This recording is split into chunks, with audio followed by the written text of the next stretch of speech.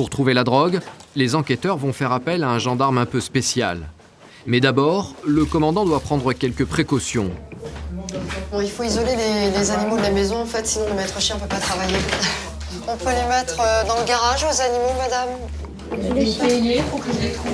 Vous allez essayer, d'accord. Tous les animaux doivent être évacués de la maison. Le maître chien ne va pas mettre en danger son chien, et notamment au niveau des yeux. Il est bien connu l'amour que portent les chats aux chiens. La voie est libre. Vic, le chien, peut entrer en action. C'est un des plus fins limiers de la brigade. Il est entraîné pour détecter de la drogue, mais aussi des billets de banque. Continue, tu cherches mieux. Il est formé sur l'encre et le papier des euros, en fait. Toutes valeurs fiduciaires confondues. Ça nous permet d'intervenir dans les trafics de stupéfiants, mais aussi dans les trafics de voitures, dans les travails dissimulés, la prostitution. Vic marque devant la table de nuit. Avec sa langue, il désigne le tiroir. Arras, il est 4h30 du matin. La ville dort encore, mais à la gendarmerie, c'est l'effervescence. «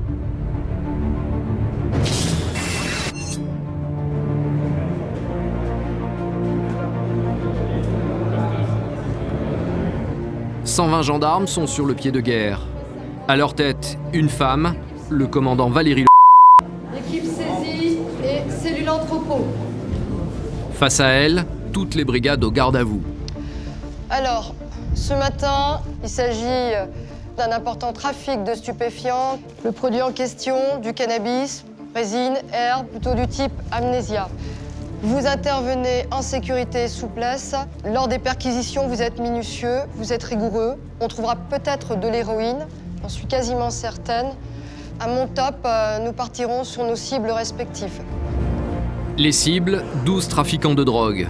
Un réseau bien structuré qui revend chaque mois plusieurs kilos de cannabis dans toute la région. Après 8 mois d'enquête, la gendarmerie va mettre un terme à ce trafic. Ça fonctionne, chef, pour les radios? Vous êtes peut-être... Le commandant Valérie et ses hommes doivent faire vite. Dans la nuit, une colonne de véhicules de gendarmerie est repérable de loin. La mission est délicate, il faut interpeller en même temps 12 personnes dans des lieux différents. Dans le jargon militaire, on dit 12 objectifs. Proche de la Belgique et surtout des Pays-Bas, la région est une zone de trafic importante. La lutte contre la drogue est une priorité. J'attaque la délinquance de proximité sur tous ces fronts. Aujourd'hui, c'est la lutte contre les stupéfiants. Dans 400 mètres, prenez la première sortie. On va coller, parce que là on est à l'approche. 5h30, la colonne se disperse sur les 12 objectifs. Privilège du grade, le commandant Valérie s'est réservé la cible principale, la tête présumée du réseau. C'est un individu qui est connu donc, pour violence aggravée en 2009, qui a déjà eu affaire à la justice, et en 2010, qui est tombé pour des cambriolages de résidence principale. Les gendarmes arrivent tous en même temps sur leurs objectifs. 6h00, l'heure légale pour les perquisitions. Allez, c'est parti. Le commandant donne le top départ. Les 12 suspects doivent être interpellés en quelques secondes. Vous ouvrez, madame. Bonjour, madame, gendarmerie. Qu'est-ce qui se passe? Il est dans son lit. La tête du réseau présumé vit chez ses parents. Il s'agit d'un jeune homme. Pris dans son sommeil, il est menotté en quelques secondes. La cible est là. Individu neutralisé. Neutralisé. Très bien. 6h05, début de garde à vue. Tête de réseau interpellée. Donc il n'y a que la maman et la sœur. Le papa est parti travailler. En revanche, à quelques kilomètres de là, l'opération se complique. Votre frère, il est où? Je sais pas. Il est où votre frère? Mais je sais pas où il est, mon frère. Allez, on continue, Yuri. Ça va aller. L'homme suspecté de stocker la drogue n'est pas chez sa sœur. Où est le suspect? Notre objectif, nous, en fait, n'est pas présent. Il y a sa sœur. Elle lui passe à la route, mais on a 2 autres adresses à vérifier. En fait, le suspect vient d'être interpellé par une autre équipe. Il a passé la nuit chez ses parents qui ne semblent pas étonnés par l'arrivée des gendarmes. Vous avez été réveillé par qui? Moi, je m'en vais travailler. Vous avez travaillé? Mais pas de souci, vous pouvez y aller. Ah ouais, bah, ma vie. C'est bon? Leur fils est à l'étage. Jean National, adjoint de Desgranges. Tu sais pourquoi on est là? Bah non. En fait, on vient ici pour un trafic de stupéfiants. Vous êtes mis en cause dedans. Donc 6h15, vous êtes placé en garde à vue. D'accord? Est-ce que vous êtes assisté à un avocat? Ouais, après, ouais. Après? Pour un son nom? Non, mais il peut venir, l'avocat, de toute façon. Pas de souci. Il assiste aussi à l'entretien. J'en ai pas besoin, c'est exactement pas. Bah, si vous n'avez pas besoin, je le prends pas. Si vous avez besoin, je le prends. Mais si, bah, parce que je sais très bien ce que ça me fait sortir un petit peu de votre cellule, c'est tout. Voilà pourquoi je le prends, il me sert qu'à ça. Le jeune homme est soupçonné d'être ce que les gendarmes appellent une nourrice, celui qui cache la drogue. Les enquêteurs vont-ils trouver des produits stupéfiants? Et qu'est-ce qu'un bon garçon comme toi est parti faire notre truc? Mais les gendarmes ne veulent pas seulement trouver de la drogue, ils cherchent aussi les répertoires téléphoniques et l'argent gagné grâce au trafic. Grâce à une disposition légale nouvelle, tout matériel qui a pu être acheté avec l'argent de la drogue est saisi. Autoradio, hi-fi, vidéo et même la voiture du suspect, tout est emporté.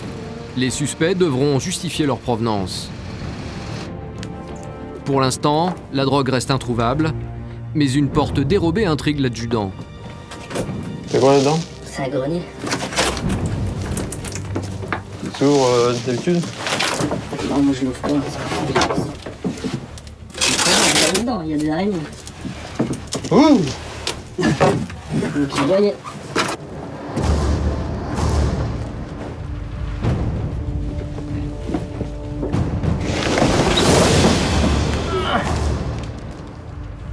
Le faux plancher n'a pas résisté. Ça c'est toi? Ouais. Est-ce que tu veux partir? Le gendarme s'en sort bien, mais il n'a toujours pas trouvé de produits stupéfiants. Retour à quelques kilomètres de là chez le chef présumé du réseau. Pour trouver la drogue, les enquêteurs vont faire appel à un gendarme un peu spécial. Mais d'abord, le commandant doit prendre quelques précautions. Bon, il faut isoler les animaux de la maison, en fait, sinon le maître chien ne peut pas travailler. On peut les mettre dans le garage aux animaux, madame? Je vais essayer, faut que je les trouve. Vous allez essayer, d'accord. Tous les animaux doivent être évacués de la maison. Le maître chien ne va pas mettre en danger son chien, et notamment au niveau des yeux. Il est bien connu l'amour que portent les chats aux chiens.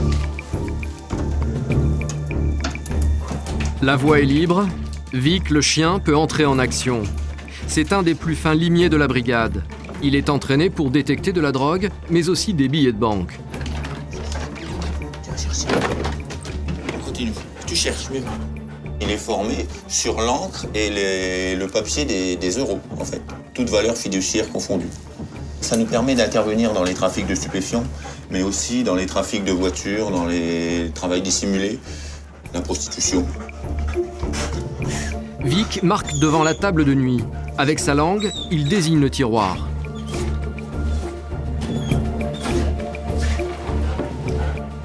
Pourquoi? Comment? OPJ. C'est aux OPJ, aux officiers de police judiciaire, de prendre le relais. Mais là encore, la cache ne renferme qu'un maigre butin. 205 €. Donc, alors 205 €. Peut-être l'argent de la drogue? Mais ce que les gendarmes veulent trouver en priorité, c'est le téléphone portable du suspect. Votre portable, toujours pas? Je vais aller demander à votre maman si on n'aurait pas trouvé votre téléphone. Le portable de votre fils, vous savez où il a pu le dissimuler? Parce que sinon, on va fouiller, bien sûr, votre maison, mais on va le trouver. On va essayer de... Le fils ne sait pas où est son portable, sa mère non plus. Curieusement, personne ne sait où se trouve le téléphone. Tu nous as dit qu'il était en réparation. Non, il est noir. Tu nous avais dit ça tout à l'heure.